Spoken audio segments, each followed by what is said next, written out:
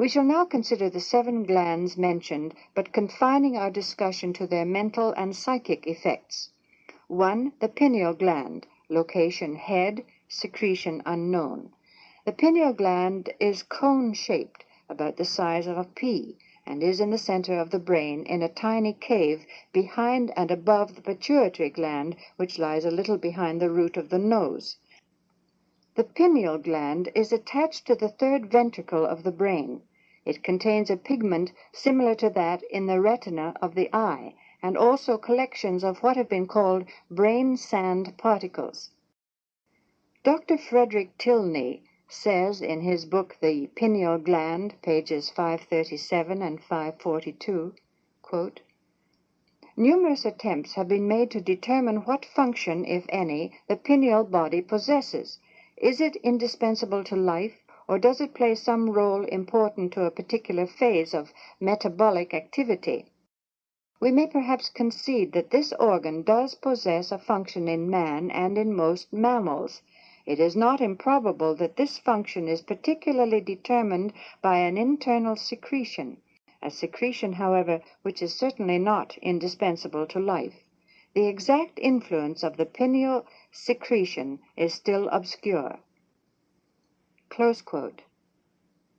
It has also been suggested that this gland regulates our susceptibility to light, that it has a definite effect upon the sex nature, that it is related to brain growth, and that its active functioning causes intellectual precocity, as is clearly indicated in the historic case discussed below. This gland has also been called the 3rd eye and the eye of the Cyclops. Beyond these facts or conjectures, investigators frankly say they know nothing, and experiments have produced little information. In the experiment of feeding pineal gland extract to children and to defectives, the response was nothing when the subject was over 15 years of age, and contradictory in all other cases, so deduction was impossible.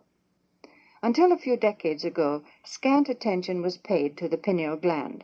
Then came the case, noted by Dr. Berman, in which a child was brought to a German clinic suffering from eye trouble and headaches. He was 5 years old and very mature, and apparently had reached the age of adolescence. He was abnormally bright mentally, discussing metaphysical and spiritual subjects. He was strongly group conscious and only happy when sharing what he had with others. After his arrival at the clinic, he rapidly grew worse and died in a month. An autopsy showed a tumor of the pineal gland. As will be seen later, this historic case has a special interest in view of the conclusions of Oriental philosophers. Most of the books note that the pineal gland is stated by ancient philosophers to be the seat of the soul, and Descartes is frequently quoted as saying, "In man, soul and body touch each other only at a single point, the pineal gland in the head." In the ancient belief that the pineal gland is the seat of the soul, and in the fact apparently established that the pineal gland is a distinctive gland of childhood and atrophies later, is there not perhaps some real connection, some indication of hidden truth? Children have a ready belief in God and recognition of Him. Christ said, "The kingdom of heaven is within you," and "Except you become as little children, ye shall not enter into the kingdom of heaven." One is mindful, too, of Wordsworth's Ode on Intimations of Immortality from Recollections of Early Childhood. Quote, "Our birth is but a sleep and a forgetting. The soul that rises with us, our life's star, hath had elsewhere its setting, and cometh from afar. Not in entire forgetfulness, and not in uttered nakedness, but trailing clouds of glory do we come, from God who is our home. Heaven lies about us in our infancy. Shades of the prison house begin to close upon the growing boy, but he beholds the light, and whence it flows, he sees it in his joy.